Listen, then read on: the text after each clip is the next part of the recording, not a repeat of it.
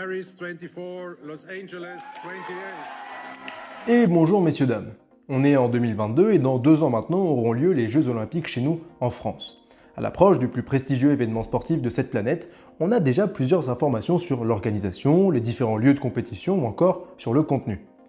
Vous êtes peut-être déjà au courant, mais le karaté ne fera pas partie du programme des Jeux de Paris, alors qu'il faisait sa première apparition à ceux de Tokyo en 2020, enfin 2021, merci le Covid, et qu'un Français, Steven Dacosta, a été sacré au pays du soleil levant. Au cours de l'histoire des JO modernes, le karaté ne fait pas exception.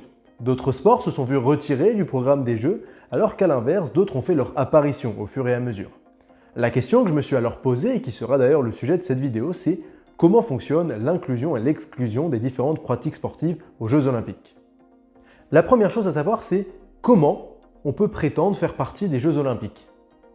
Déjà, il faut que cette discipline rassemble suffisamment de pratiquants dans le monde au point qu'une fédération internationale voit le jour, avec pour objectif la gestion de cette pratique sportive sur tous ses aspects, comme au sujet des différentes règles, la mise en place d'événements sportifs internationaux comme des Coupes du Monde, mais aussi la gestion des différentes affaires concernant le sport. Petit exemple, qui me servira aussi de promotion, si vous avez regardé ma vidéo sur l'hyperandrogénie, celle-ci, la Fédération internationale d'athlétisme, World Athletics, doit gérer la question de l'hyperandrogénie dans son sport. Le point suivant, c'est la reconnaissance du CIO. Le CIO, pour ceux qui ne savent pas, c'est l'organisme mère des Jeux Olympiques. C'est cette organisation qui va gérer tout ce qui est en rapport avec l'olympisme moderne.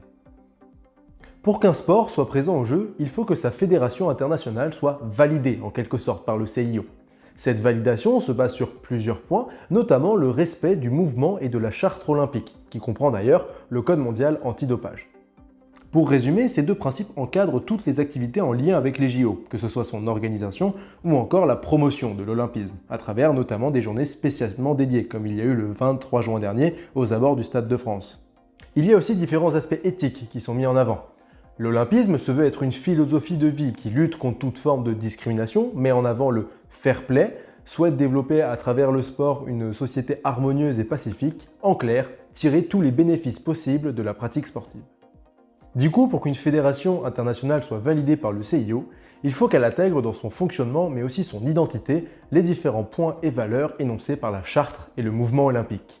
On reprend l'exemple de ma vidéo sur l'hyperandrogénie, celle-là, juste là.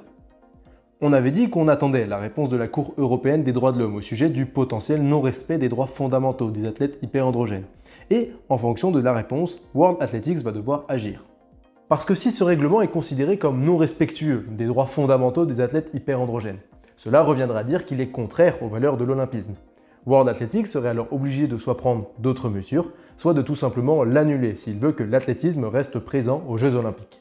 Maintenant imaginons c'est bon, on a une discipline sportive qui est gérée par une fédération internationale qui est validée par le CIO.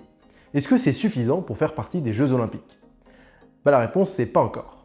En fait, il faut bien comprendre que le CIO a validé beaucoup de fédérations internationales, 28 au total pour les Jeux d'été et 7 pour les Jeux d'hiver, et que chaque fédération internationale ne représente pas qu'une seule discipline. Pour ne citer qu'elle, décidément, World Athletics ne présente pas comme seule discipline l'athlétisme. Non, on a toutes les épreuves de course, de saut, de lancer, etc., etc. De plus, il faut garder en esprit les différentes catégories d'athlètes. Alors on a déjà la plus répandue, celle qui fait la distinction entre les hommes et les femmes, mais on a aussi les catégories de poids, comme en boxe ou encore en haltérophilie par exemple, ce qui augmente forcément le nombre d'épreuves à mettre en place. Toutes ces disciplines, il faut réussir à les organiser et ce dans un certain laps de temps.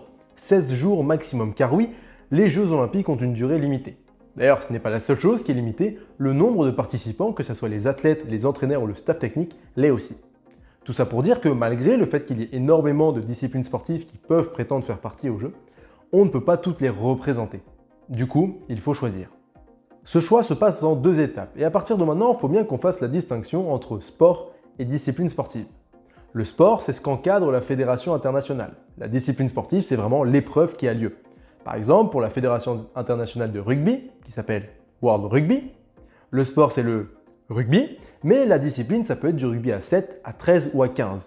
Pareil pour la Fédération internationale même d'escrime, le sport c'est l'escrime, mais les disciplines ça peut être l'épée, le fleuret ou le sabre. Le premier choix du coup c'est celui de la sélection des différents sports. Il est réalisé par l'un des organismes du CIO qu'on appelle la session, qui est tout simplement l'Assemblée Générale. Dans le cas du choix des disciplines sportives, il est effectué par un autre organisme du CIO appelé la commission exécutive, qui est une assemblée bien plus petite qui regroupe au total 15 membres. Cette commission est également en lien avec le comité d'organisation des Jeux Olympiques, qui est l'organisme mis en place spécialement par le pays hôte pour organiser les Jeux. Maintenant, il faut comprendre comment se font ces différents choix. L'objectif du CIO, c'est de, à travers les Jeux, représenter un maximum de personnes. Bien que chaque discipline se pratique au niveau international, la popularité reste un facteur à prendre en compte. Un autre point, et là c'est plus typique aux Jeux de 2024, le comité d'organisation des Jeux Olympiques, appelé le COJO, mené par Tony Estanguet et spécialement créé pour les Jeux de Paris, a décidé de miser sur la diversité sportive. Compléter un programme sportif qui est déjà composé de 28 sports, qui est déjà composé de 5 sports de combat, un certain nombre de sports de raquettes, des sports collectifs, et donc on avait la possibilité de rajouter 4 sports qui aujourd'hui ne sont pas représentés.